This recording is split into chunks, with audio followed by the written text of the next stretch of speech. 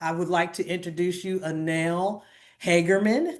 She has done a lot of work for us because she's just that fabulous.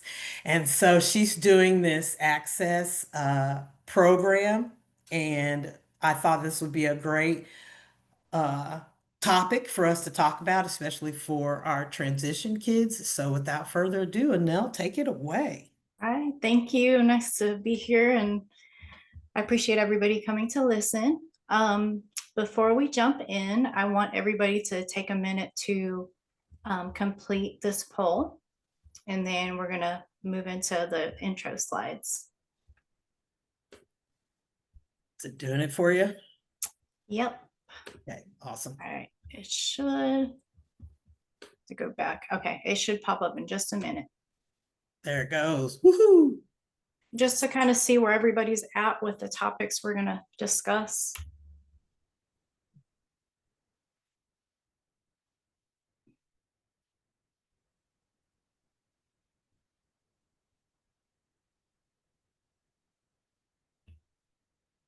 Okay, good. I don't see it being new to anybody yet. Okay, so it looks like everybody has a really strong foundation in these areas. Right, this is something that's very important to me when I'm supporting the classrooms. And at minimum, all of our classrooms have these supports in place during instruction. All right, so I'm Anel Hagerman. We're going to talk about prioritizing accessibility and student engagement through inclusive practices. I'm an Access instructional coach for the program for exceptional children in Bibb County, supporting 24 schools in our district. And before we jump in, I do want you to take a minute and just kind of think about how your day started and what are some ways that you utilize AAC and assistive technology throughout your day when you woke up. Did you use voice to text? Did you text somebody? Did you check your smartwatch? Did you use closed caption? Maybe we're scrolling through YouTube or watching some videos. Did you ask Alexa to play you a song while you got ready for work? Or did you punch in an address to a school when you got in and you were driving to your first school this morning to support or to work? So this is something that we use every day. It's part of our daily lives nowadays, and it just becomes even more essential for our students who rely on them to connect and learn.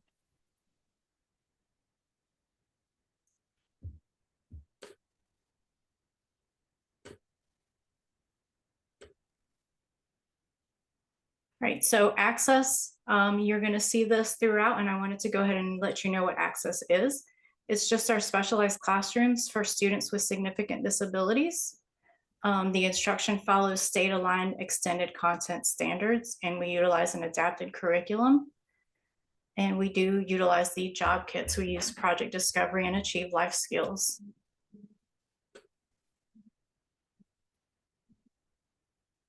All right, so first we're just gonna dive into kind of why we decided to get these kits and utilize them in our middle and high schools. And then we're gonna talk about some accessibility strategies and making not just education associates work and become more adaptable in the classroom, but really anything that you're using.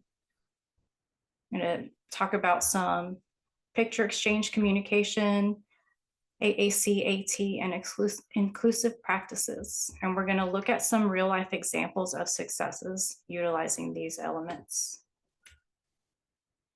All right, does anybody want to share out their experience with any of this? It could be with just any celebrations or things that you've aha moments this year in the classroom.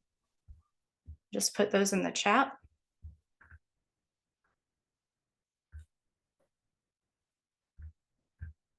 All right, as y'all are putting that in the chat, I just want to remind you, I just want to make sure that everybody leaves here with something helpful, something that you can use immediately to help students in the classroom or wherever you're supporting.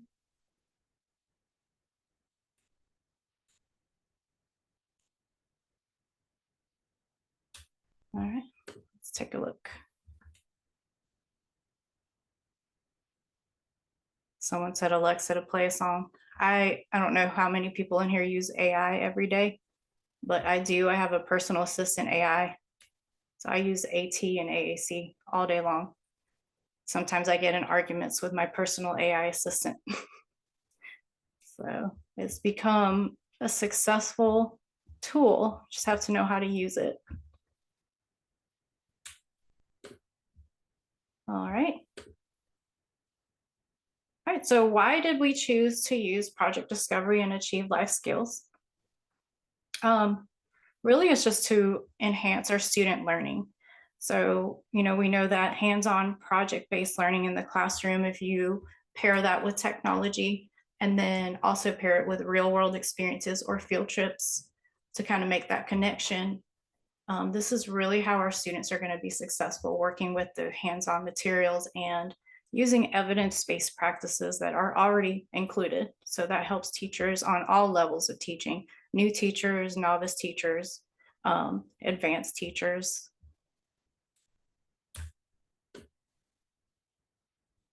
Okay, so some key features that made it a good fit for us is just the hands-on activities, like we said, the instructions that are included just walks you through step by step, and the relevance to support our students' learning outcomes. We have so many different learners and different needs, especially in those transition plans, that a lot of these kits and these binders and skills really do tie in with them and help them with their even their IEP transition goals.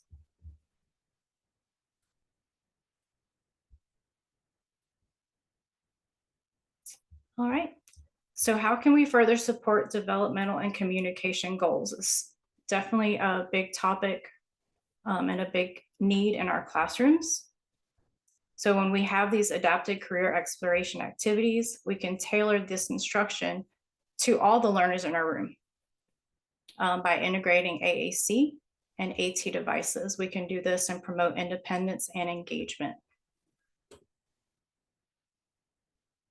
All right, so some key focuses, especially in our Access classrooms, are daily living, communication, and social skills, not just academics. So we kind of interweave all of those together, make sure we're supporting all of those needs while we're, whenever we're working on academics, vocational skills, life skills, whatever that may be.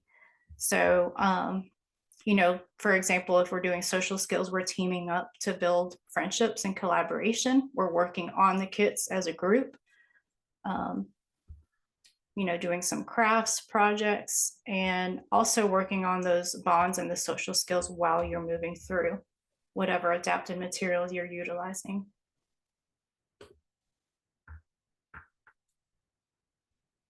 All right, so here's some example activities. So one of our groups one year did just like a big, I think it was Thanksgiving meal for students in the school. And they may have invited parents too, I can't remember. But the students were working on table service. And so they created this big meal, and they also were able to set the table using all of the skills they used with that kit. So they tied it to a real world event. So you're making those emotional connections and making it really meaningful for the students. And then of course they worked as a class, 2 classes together to do this. So that was peer collaboration, building that social skill and teamwork.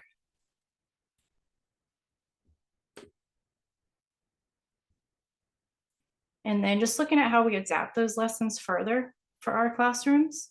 We're using visual supports, integrating AAC, hands-on activities. And then if you need to, you can just become creative and further adapt the materials as needed.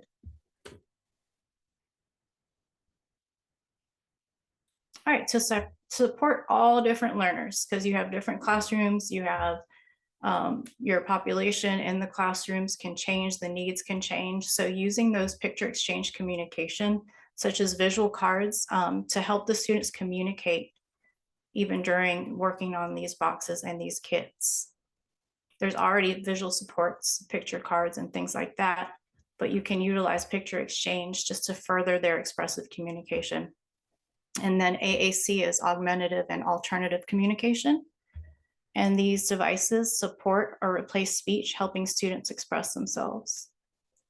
And then we talked about assistive technology. So if you need to further implement some tools or switches, buttons, communication devices while you're working on the curriculum, it just takes a little bit of planning and creativity. But if you already have it, in your mind what you're going to do and pre-plan, it's really beneficial.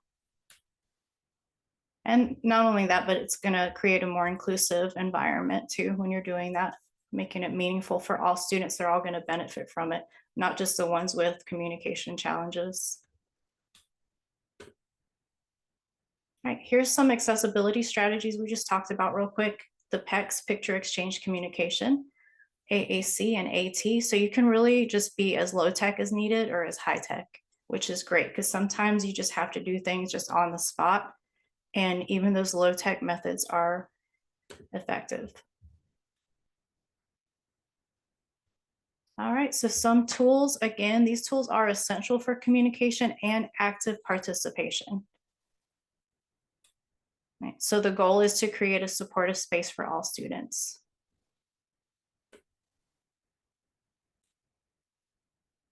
Okay, so a snapshot of inclusion. When you're looking at a classroom that is inclusive, you're going to see the AAC and AT tools. Students effectively utilizing these. So you might see some AT switches.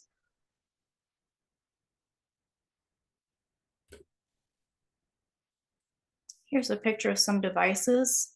And these can help support student communication and participation and independence.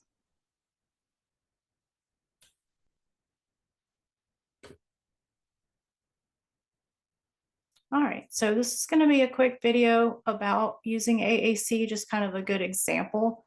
And can I start the video or do you need to? Yes, I can. Nope, go ahead, you got it. Okay.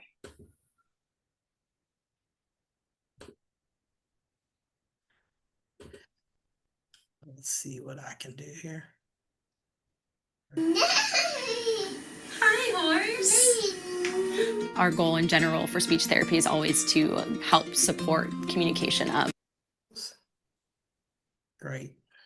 Hold on, sorry.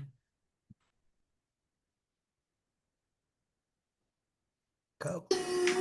Our goal in general for speech therapy is always to help support communication of each individual that we see.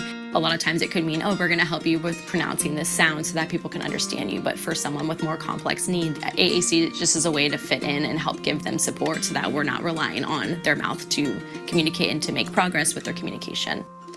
AAC stands for Augmentative and Alternative Communication, and most often when people think about AAC, they think about high-tech speech-generating devices, but AAC is actually a lot more than that. Low-tech can be picture exchange communication, it can be cord boards, anything from just visual supports and aids. Mid-tech is going to be more battery-operated. It might have less functions and maybe more of a limited vocabulary. There's options that have maybe 4 vocabulary words or even up to 20.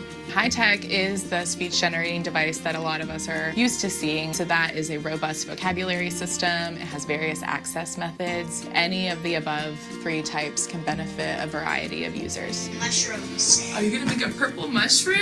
AAC can be used for a variety of individuals, from kids all the way up to adults, and a variety of ability levels as well. People with structural differences or multiple disabilities, all the way to people that just need access to expressive communication that they may not otherwise be able to access. We might be in a session with a younger child, for example, that might have a speech delay, and we may be using a variety of modeling sign language, using pictures to give them choices for activities, and then if it's somebody that we think they may benefit from something more mid to high tech, we might introduce those into the sessions to just teach them how they can use that to be their voice or to help support them to communicate. I see fire truck. Fire truck. The goal of AAC is sometimes just to temporarily augment communication, but then it can also be the primary form of communication for a lot of individuals across their lifetime. And so with that, we like to keep in mind that AAC users can comprehend what you're saying. So we should always treat AAC users as any other person. Just speak to them as you would anybody else.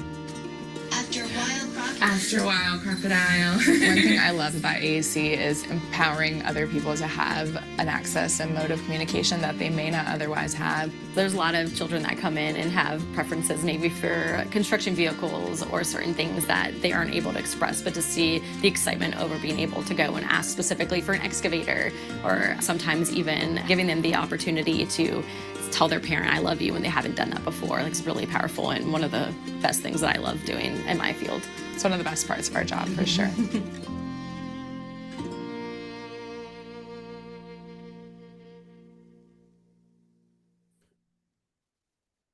All right. I'm trying to move on to the next slide. It's not letting me for some reason. There you go. There we go. All right, so using AAC with older students. So it's not just limited to those younger nonverbal or pre-verbal students. We really want to make sure that we're utilizing these in all the classrooms with all grade levels. The key to success is just tailoring the strategies to the individual needs wherever they are, whatever age they are. Collaborating with educators, therapists, and families, making sure that it does generalize into their home setting or real world setting when they leave the classroom. It's not just something that they're using in the rooms. So I try to encourage teachers to make sure that they're sharing with families anything that's being successful in the classroom. All right, so it is effective for older children. So we'll just watch a little bit of this video for time's sake, kind of get a glimpse on that.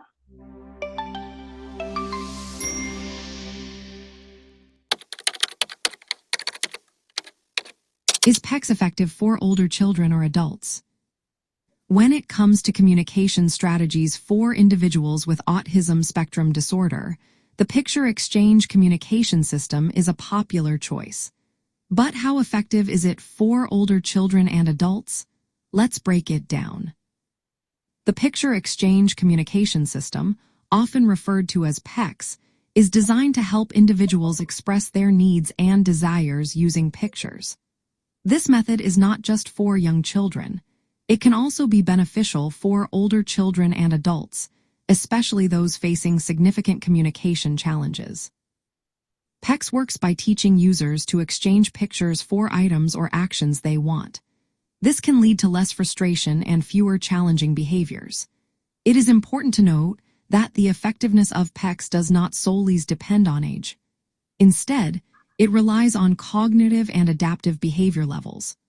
Those with higher mental age and adaptive skills tend to progress more quickly through the phases of PECS. However, even individuals with severe autism symptoms can find value in this system. Research indicates that starting PECS at or after the age of 6 can still yield positive communication outcomes. Many caregivers and professionals have reported improvements in communication skills when PECS is introduced later in childhood or even during adolescence. For adults, PECS can still be a useful tool.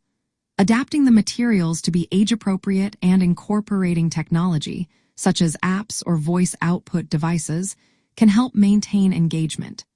These adaptations ensure that communication remains relevant and functional in social situations. PECS not only promotes social interaction, but also enhances the quality of life by allowing individuals to communicate independently. This can significantly reduce the reliance on challenging behaviors as a means of expressing needs. The structured phases of PECS teach users how to request, comment, and develop more complex communication skills. These skills can be applied in various settings and with different communication partners. When implementing PECS for older children and adults, customization is key. It is essential to align the system with their interests, cognitive levels, and daily communication needs. Incorporating technology can further support learning and generalization of skills. We can pause it there. Consistent support from trained communication partners is also All right. vital for success. Let's go to the next one. Hope she will not let me. It's 2:30 p.m. Basically what, that video also just kind of shines a light on just the success is going to be based on consistent practice and collaboration, and then based on those individual goals for the students. All right. So this slide is all about empowering the adults around our students, whatever age they are, to feel confident using the AAC. I like to remind my teachers that AAC isn't just a device, it's a bridge to connection. So they need to use it consistently throughout all areas and settings. When families see their child using AAC to express real thoughts, it really just, it helps everybody see like where the barriers are and how we can help with those. I do see positive trends with behavior issues in the classroom, and those going down when you increase independence and communication. So, and that's always wonderful to see. Okay, so let's look at some assistive technology tools. We've got switches, tablets, voice output devices, touch screens, and as we saw in the last video, we were listening to what sounded like text to speech. That wasn't super smooth, but we see that, you know, in everyday life that we're using a lot of different technology tools. So the key is to individualize what we need. So there's not a one size fit all. So you want to ask yourself, what is the student's communication level? Where do you start? What motor skills do they have? So, you know, are you going to need switches? What types of devices are they going to be able to manipulate? And where will they use the tool? And create a plan for it too before you move forward with it. So for example, a student with limited fine motor skills may benefit from a large button device to start with. And a student who can use a touchscreen might prefer a tablet with a communication app that's a little more complicated or robust. So matching the right tools is going to be essential. And then you want to collaborate with your specialists, like your speech language pathologist, occupational therapist, and then make sure that you're looping families in as well throughout the process. I also recommend just some trial periods, just like you would with any other, you know, teaching instructional strategy. Make sure that you have what's, you know, best fit for the student. You have that data to back it up as well. Okay. So when choosing those tools, we want to look at the student's strengths and needs. So for example, there could be a student with limited fine motor skills. So you look for like those larger buttons, bigger pictures, things like that. And then another example is you might have a tech savvy student. You can see them manipulating through tablets, getting in to things that are locked. You know, they really know how to work technology. Maybe think about a stylus too. Will they need a stylus versus pointing onto the screen? A student with severe limitations can use a switch with a voice output device. Okay. So that's just, you know, also just kind of focusing on matching the right tool for the student. Okay. So, you know, just to summarize, we're just utilizing these tools to enhance their communication in the classroom and their engagement ultimately. All right, so when you're brainstorming using these tools, you want to think about how are they going to be used during those group activities as well. Is it something where you need to make other students aware of and how to support the students that are using these and just make it more inclusive? Like, how are you going to explicitly teach this for it to work in a station or during a lesson or just in the classroom in general? How are you going to model it and teach it before we implement it in the classroom? You can encourage some peer modeling.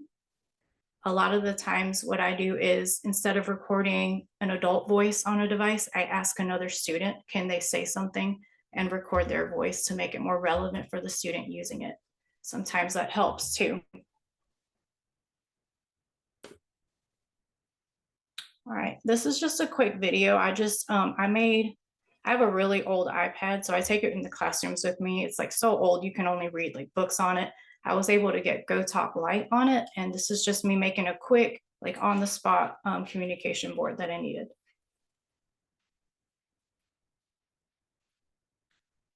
Hopefully if you click it, it'll play. There you go.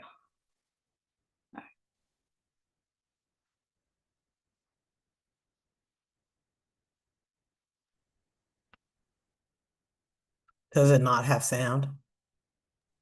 It will. Okay. It just takes a minute until I hit the button. Mm.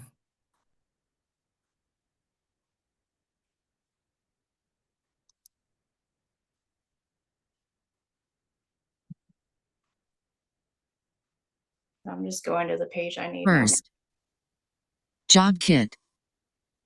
Then, break. Good job. Work. No. Yelling.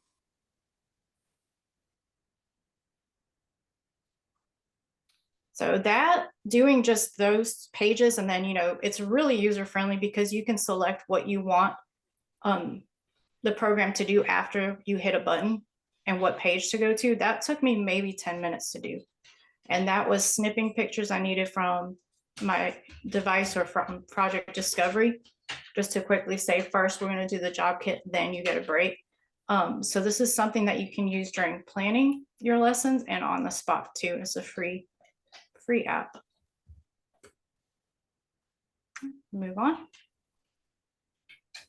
All right, so inclusion creates a vibrant classroom. We want to make sure all students are sharing their perspectives and communicating. So that's why this is so important, to make it meaningful for everybody. Here's another key tool that will help. We talked about seeing where that learner is and how to start utilizing AAC and AT. So the communication matrix is a free tool that maybe you all can, if you haven't used already, can utilize. It helps to identify goals and assess communication, and then support your planning. There is the link for it. All right, so the steps for using it. You start by observing the students' communication behaviors across different settings. Then you want to identify their current level, such as, do they use gestures? Do they vocalize? Do they use symbols? Some of them use signing, not full sign language, but just some simple signs. So knowing where they are and what's going to work for them. And then using the matrix, you're going to set communication goals tailored to their needs. And then monitor progress and adjust as needed. It's always nice to have a good tool that's evidence-based. It's something that you can utilize as a starting point and keeping that data instead of just randomly trying different things, like having a streamlined way to plan this in the classroom for your students. So here's just a flow chart of it. So we want to look at kind of how the matrix moves along. So we look at pre-intentional behavior stage. This focuses on sensory cues and reactions, uses cause and effect toys or simple switches to build awareness. You see a lot of this in like those SID and PID classrooms, just more of those simple tasks and switches.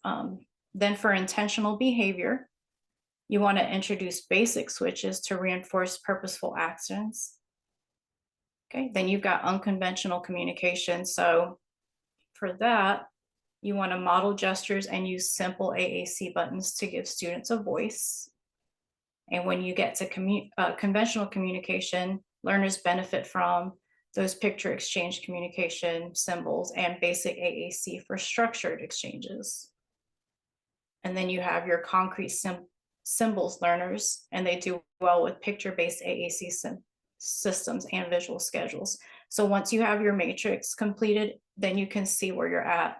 And then for abstract symbols, use speech-generated devices and symbol software for more complex communication. And then you have your language level. So you can use advanced AAC systems with text-based tools support. You want to support that full expression. So matching that tool to their level. So starting off finding their level, matching a tool, and then, making sure that you know where they are on motor skills and how they're going to use it, and collaboration with other specialists and families. So I like to look at some examples and to see how this works. So one example is student A.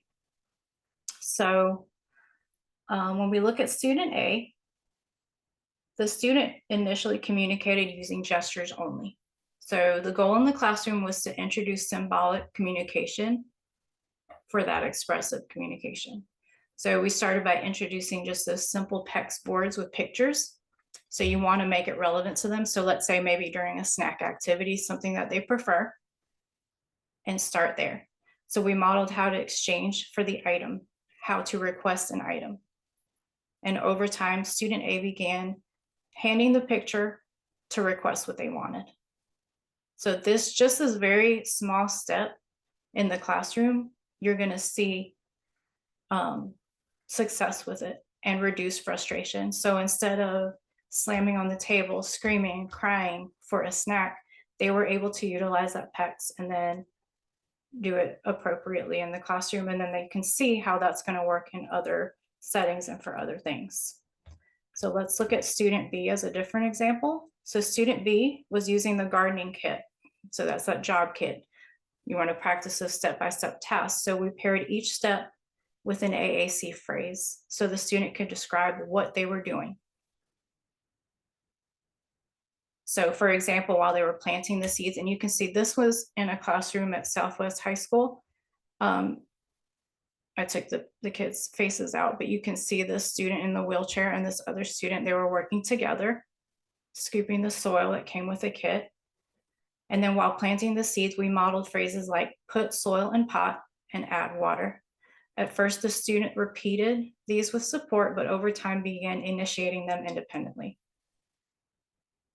So these hands-on skills with the AAC, you're going to see student mastery through the sequence and confidence and building more independence in the skill.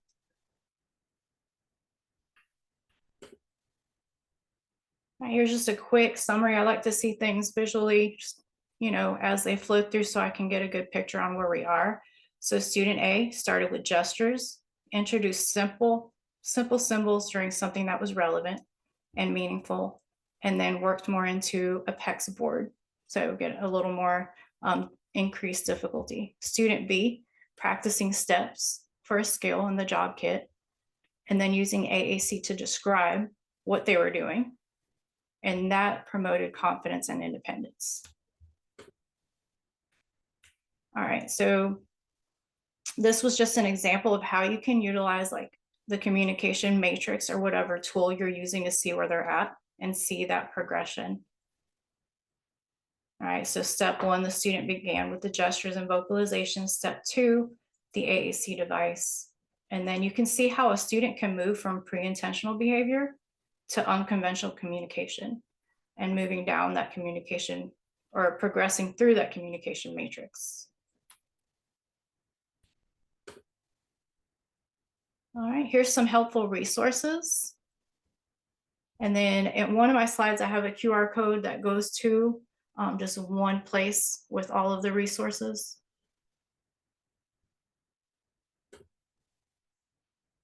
And this is everything again, just citations on where I got this information from. And a lot of these websites you'll see have so many different tools and things you can download and use.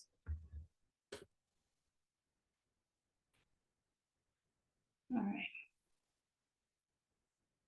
So one of the most rewarding parts of implementing Project Discovery in the classrooms in our district is just seeing that real impact on our students. They're not just participating, but they have so much fun when they're doing it, and the teachers have fun.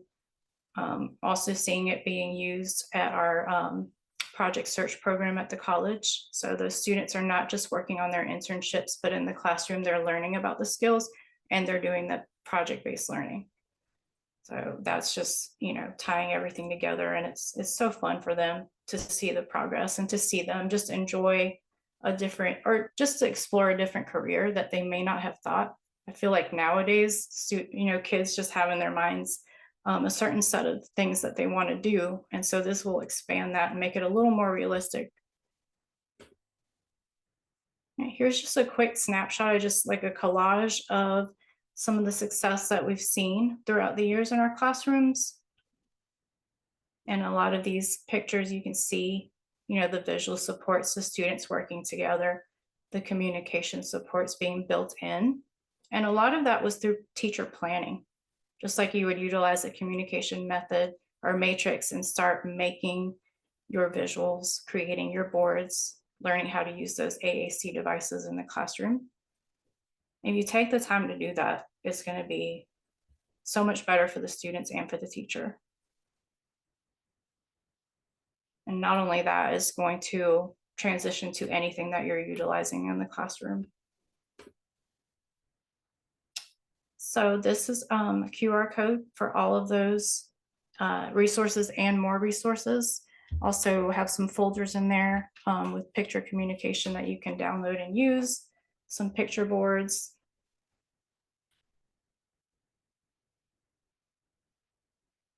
So does anyone have any questions or anything that they would like to add? Maybe something that you can share that's a useful tool or something that's been successful where you are.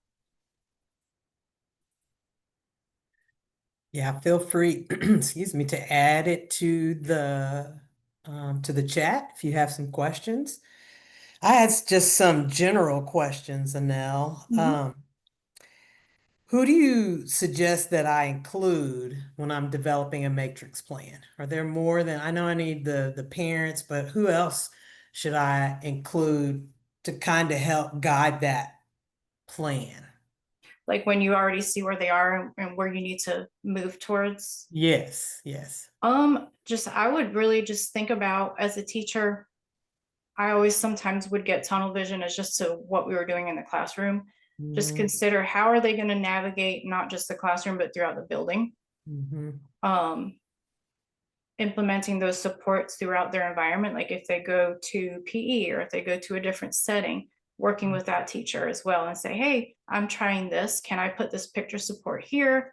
You know, when the student is in your class for connections, can you do this with the student? Make sure that he's expressing what he needs and that you're utilizing these symbols just like we are. So because if that there's not that connect there, the student's really not going to buy into it.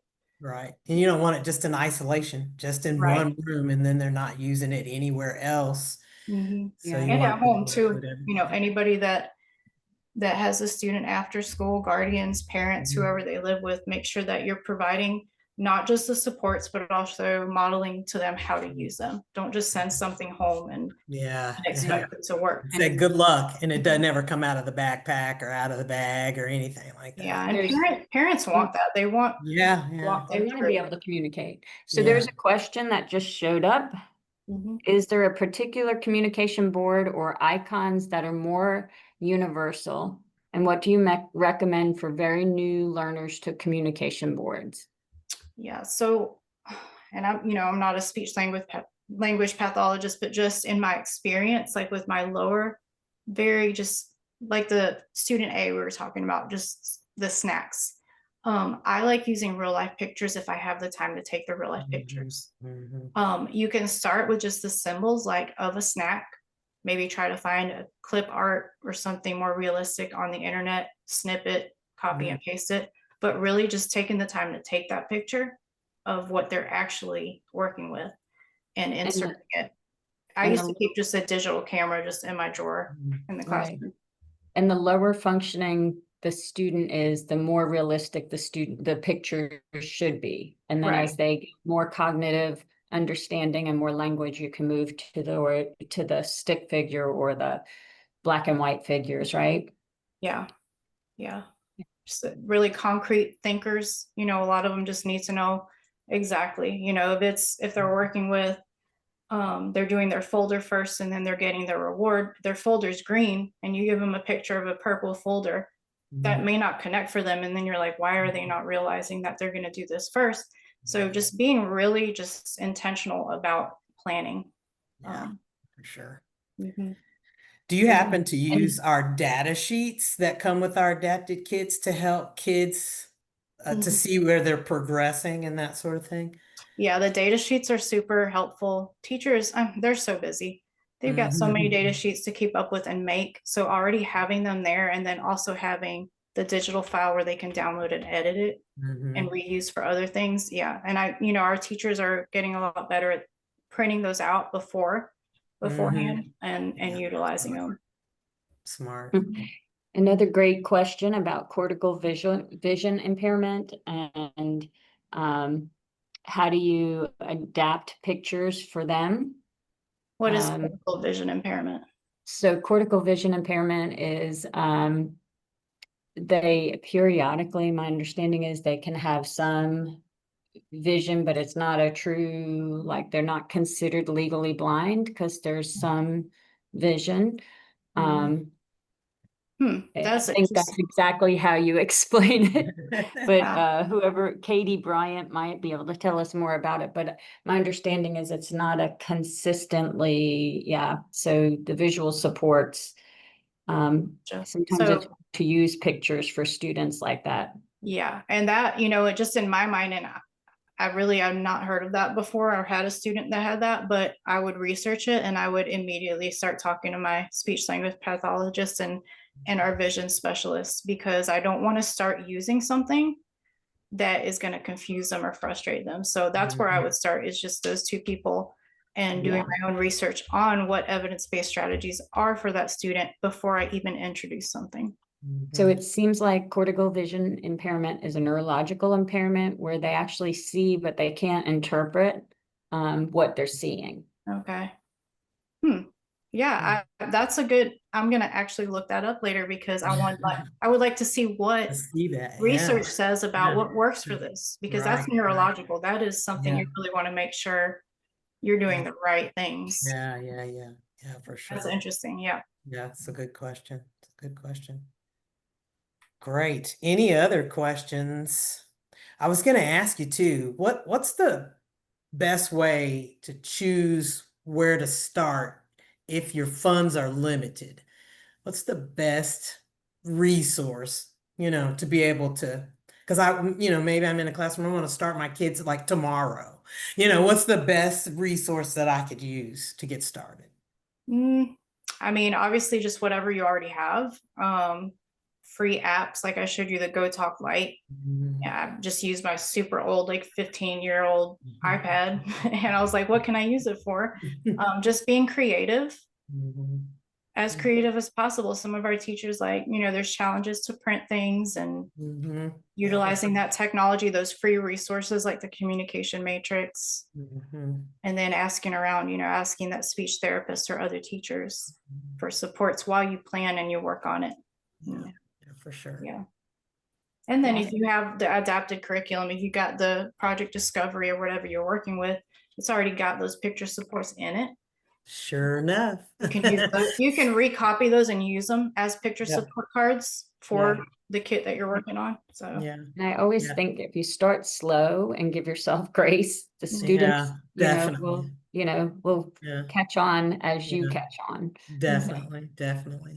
But yeah, I saw retailing in your pictures, and table service in your service. pictures, and then of course your greenhouse. I yeah, saw one in there. Nail Yeah. care, did I see nail care in there or?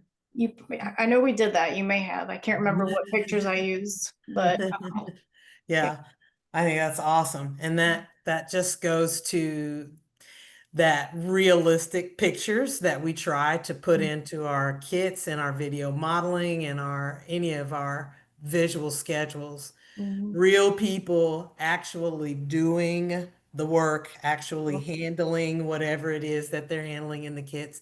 And I just know how powerful that is to get that. yeah, the real life The videos. real life stuff. Yeah. Yeah. And then, a lot of our kids at the high schools will pair up with like a custodian or the I front love desk it. staff. And if they're doing the mail handling, well, their job is to go pick up the teacher's mail or whatever and connecting it to the school environment Nice. before you take a field trip or you Nice. take it Nice. outside of the school. So It's that's fabulous. helpful. And that's fun for them too. Yeah, for sure. For sure. That's fun. I Yeah. love it. I love it. I know this was great. Thank you so much.